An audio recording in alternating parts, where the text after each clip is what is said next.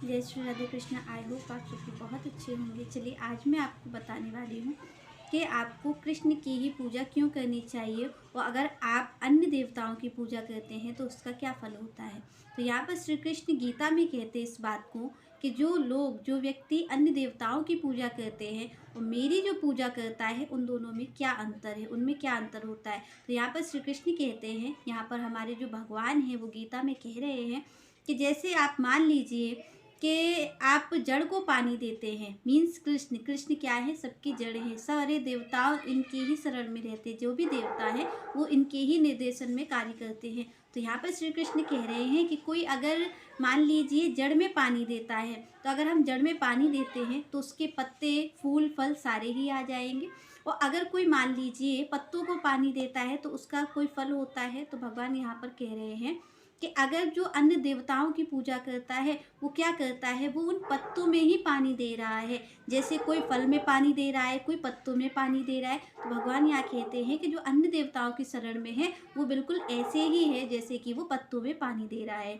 और अगर कोई मेरी शरण में है तो वो क्या कर रहा है, अगर वो मेरी पूजा करता है, मेरी शरण में है, तो वो बिल्कुल वैसे ही है जैसे कोई व्यक्ति जड़ में पानी देता है और बाकी सारी चीज़ों को पानी स्वतः ही मिल जाता है।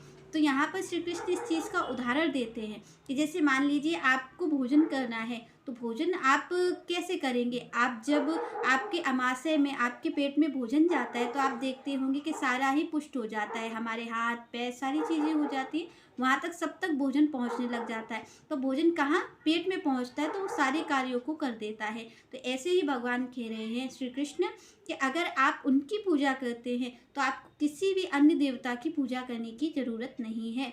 क्यों? क्योंकि आप अगर जड़ में पानी डालते हैं तो स्वतः ही सबको मिल जाता है। आप देखते होंगे आप और हम हैं, जड़ में जब पानी डालते हैं तो हमें पत्तियों को अलग पानी नहीं देना पड़ता, हमें फल को अलग पानी नहीं देना पड़ता, हमें किसी चीज़ को भी पानी नहीं देना पड़ता है अगर हम जड़ में पानी देते हैं। और मान लीजिए आप और हम पत्तों का पानी देंगे तो उससे क्या फ़ायदा होगा, कोई फ़ायदा नहीं होगा। तो यहाँ पर श्री कृष्ण हमसे यही कहना चाहते हैं कि हमें अन्य देवताओं की शरण ग्रहण नहीं करनी है, हमें श्री कृष्ण की शरण ग्रहण करनी है। क्यों?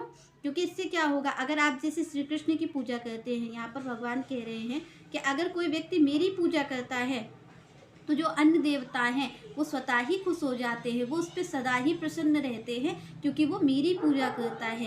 तो यहाँ पर अगर आप कृष्ण की पूजा करते हैं तो यहाँ पर भगवान भी कह रहे हैं कि आपको किसी अन्य देवता की पूजा करने की ज़रूरत नहीं है, सारे ही देवता आपसे खुश रहेंगे। क्योंकि जो सारे देवता हैं वो किसके निर्देशन में कार्य करते हैं, वो सारे देवता कृष्ण के ही निर्देशन में कार्य करते हैं। जैसे मान लीजिए कि कोई सरकार है और कोई सरकार के अंडर में ही तो सारे लोग काम करते हैं। आप मंत्री की पूजा कर रहे हैं और सरकार के नियमों का उल्लंघन करेंगे तो आपको दंड मिलेगा ही मिलेगा। तो इसी तरीके भगवान जो कृष्ण हैं वो उनकी ही वही सारे चीज़ों को नियंत्रित करते हैं। सूर्य चंद्रमा सारा उन्हीं से ही कार्य चलता है। तो यहाँ पर श्री कृष्ण कहते हैं कि जो मेरी शरण होता है उसे किसी और की पूजा करने की जरूरत नहीं है। सारे देवता उस पर, जो सारे देवता हैं, देवी देवता हैं, वो सारे देवता उस पर प्रसन्न रहते हैं। तो और क्या फ़ायदा होता है, अगर आप कृष्ण की शरण ग्रहण करते हैं तो क्या फ़ायदा आपको होगा। तो भगवान यहाँ पर कहते हैं कि जो मेरी शरण रहता है, जो कृष्ण भावना भावित रहता है, उसे कोई भी चीज़ मुझसे मांगने की जरूरत नहीं पड़ती। उसकी सारी चीज़ों की व्यवस्था मैं आगे से ही कर देता हूँ। यहाँ पर भगवान क्या कह रहे हैं कि आपको देखिए, आप देखते होंगे अन्य देवताओं के पास आप जाते होंगे तो सबसे आप हाथ जोड़ जोड़ करके मांगते ही मांगते। आप और हम क्या करते हैं, हम किसी भी मंदिर जाते हैं वो हम हाथ जोड़ करके भगवान से मांगते ही हैं। पर यहाँ पर श्री कृष्ण क्या कह रहे हैं कि जो मेरा भक्त होता है उसे कुछ मांगने की जरूरत नहीं पड़ती। जो भी चीज़ की जरूरत उसे होती है मैं उसे आगे से ही प्रदान कर देता हूँ। उसके लिए जो भी जरूरत होती है उसका मैं ध्यान स्वयं रखता हूँ। भगवान यहाँ पर कहते हैं कि उसको अपनी रक्षा की भी चिंता नहीं करनी चाहिए। वो जहाँ पर भी जाएगा उसकी रक्षा में मैं खड़ा होता हूँ। क्योंकि भगवान यहाँ कह रहे हैं कि अगर उससे कोई पाप ना हो जाए इसकी चिंता उसे करने की जरूरत नहीं है, वो तो केवल मेरी भक्ति करे, बाकी चीज़ों की चिंता मैं करता हूँ। तो भगवान यहाँ कह रहे हैं कि मैं उसकी रक्षा स्वयं करता हूँ, जो मेरे भक्ति करता है, जो मेरे शरण में रहता है। तो यहाँ पर क्यों आपको कृष्ण की पूजा करनी चाहिए, क्योंकि पहली बात तो यही है कि अगर आप कृष्ण की पूजा करते हैं तो आपको किसी के देवता की पूजा करने की जरूरत नहीं है, सबकी ही कृपा आपको स्वतः ही मिल जाएगी।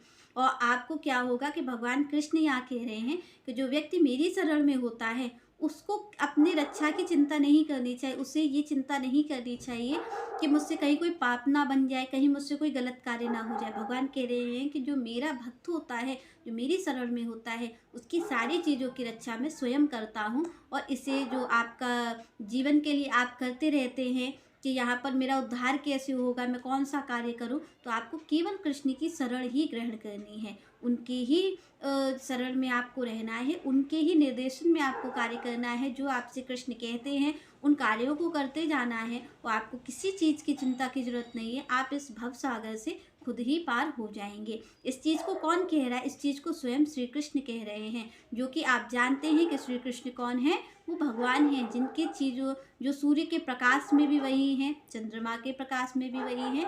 तो क्या कहते हैं भगवान कि ये सारी चीज़ें जो है वो मुझसे ही नियंत्रित हैं, मेरे ही अंडर में सारे लोग कार्य कर रहे हैं।